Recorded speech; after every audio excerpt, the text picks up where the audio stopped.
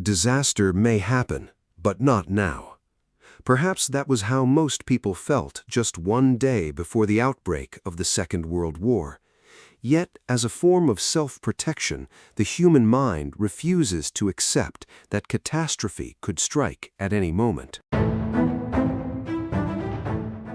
Welcome to the 5th episode of the global series on Elite Beyond Borders with Odai. By the end of 2010, the world of opportunity and equality was already beginning to fade. More troubling still, competence itself was losing its place as a defining standard. The world was entering an era of disorder, widening class inequality, shrinking opportunities, and the marginalization of merit. These changes became deeply embedded in the structures of the economy, politics, and education, making them extremely difficult to reverse. In this context, the internationally renowned historian Yuval Noah Harari has argued that the economic and political realities of modern societies have become so shaped by randomness that predicting the future, even 10 years ahead, has become exceptionally difficult.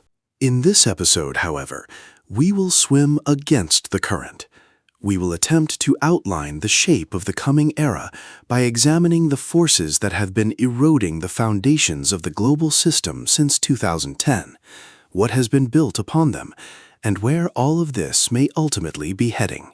It could even be that we are already in the midst of the Third World War and we just haven't realized it yet. The world of the early 21st century was the most orderly and peaceful that it ever was. Governments all over the world spent more money on healthcare than on the military. Then things began to change in the second decade of the 21st century.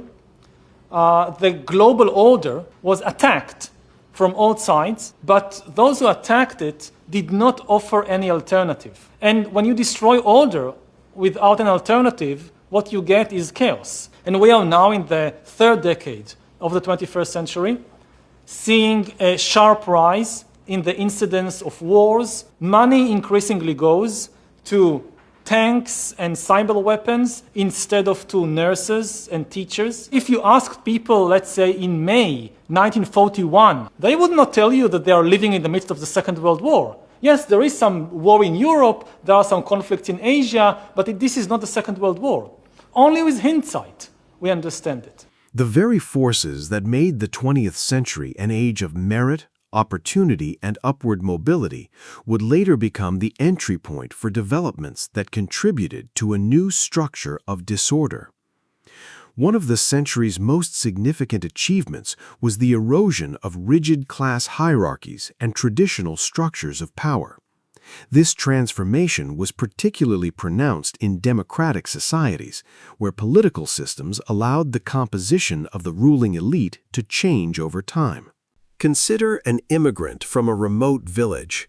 With sufficient ability, education, and determination, that person could eventually become a member of parliament in an advanced democracy. Such movement between social classes, whether economic or political, would have been almost inconceivable in earlier centuries.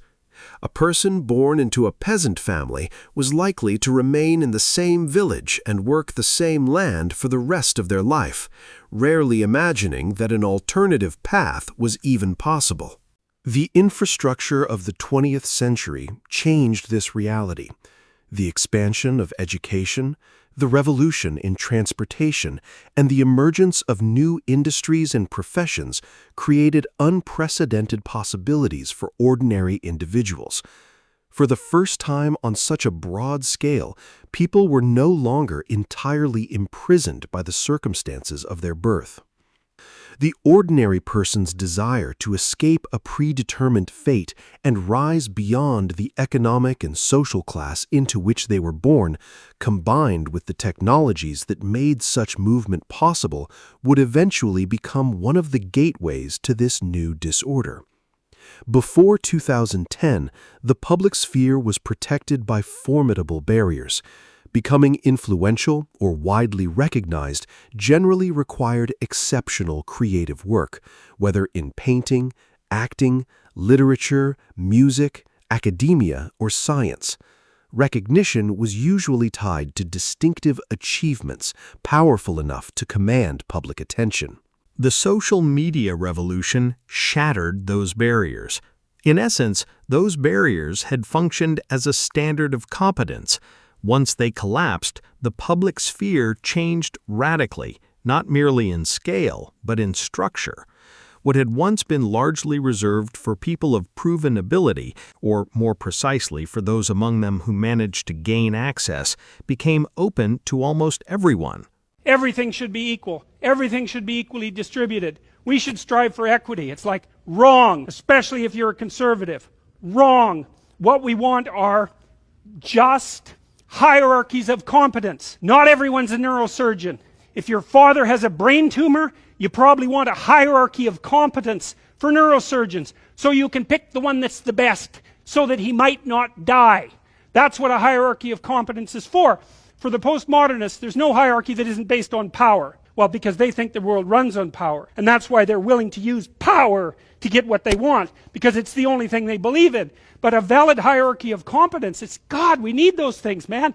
We need the best plumbers, we need the best contractors, we need the best carpenters, we need the best lecturers. There has to be a hierarchy of quality, and not only so that we know who the best are and can reward them properly, but so that we can reward them so they keep being the best. As a result, exceptional talent became increasingly detached from the social and material rewards traditionally associated with it: visibility, recognition, influence, and public esteem.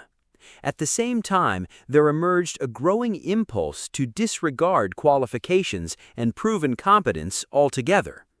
This tendency became especially visible during the spread of a simplified popular interpretation of liberal thought, not liberalism in its Enlightenment, legal, or modernist sense, but a diluted version that promotes the belief that everyone is inherently creative and exceptional, even in the absence of any meaningful achievement capable of substantiating such claims. In this sense, technology equipped the ordinary individual with the means to challenge, bypass, and ultimately retaliate against the standard of merit. This process reached a decisive stage with the erosion of one of competence's final strongholds: language. The rise of AI-powered text generators, such as ChatGPT and Gemini, enabled weak ideas and superficial concepts to acquire polished expression, structural coherence, and the appearance of intellectual depth. Yet the circumvention of competence did not begin with artificial intelligence or social media. Since the beginning of the 21st century, access to academic qualifications has also become increasingly susceptible to financial influence. Degrees in fields once largely inaccessible to students with weak academic records, including medicine and various branches of engineering, have in many contexts become attainable through wealth rather than demonstrated ability. The erosion of merit and the dismissal of qualifications, justified in the name of expanding opportunity, opening the public sphere to everyone, and embracing an unquestioning belief in equality, reflect a utopian and highly simplified interpretation of liberalism. Over time, this mindset produces distorted practices and damaging outcomes across politics, economics, medicine, education, public taste, and even the collective consciousness of societies. The rise of a populist figure such as Donald Trump to the presidency of the United States, the tolerance of social media algorithms toward extremist rhetoric, the global normalization of radical ideas, the growth of institutional corruption, the widening reach of war and violence, and the decline in the quality of artistic production are all manifestations of the same broader trajectory.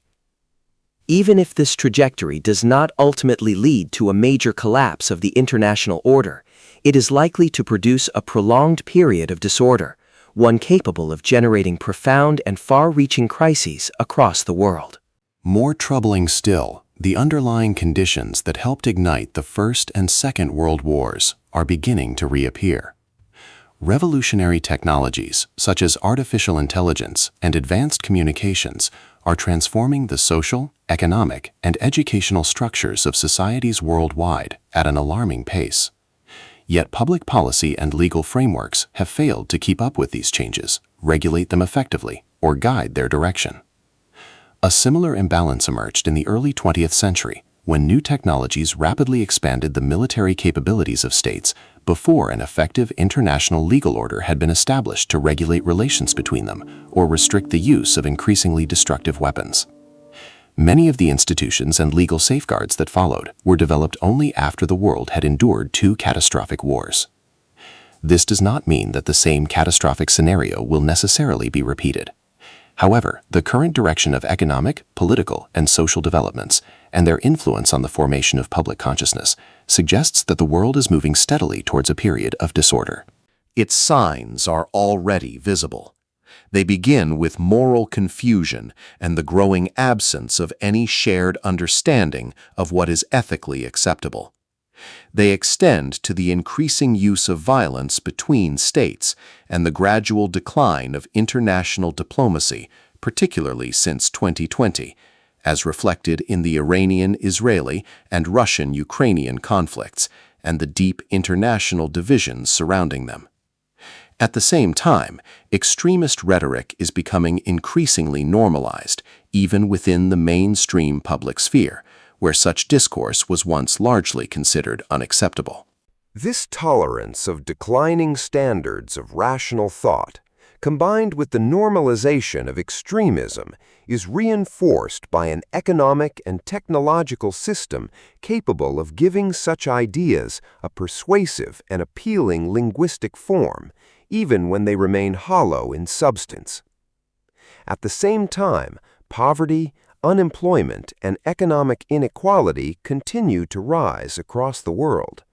Taken together, these trends are creating fertile ground for global disorder, although the precise form of the crisis through which it will emerge remains, for now, impossible to predict.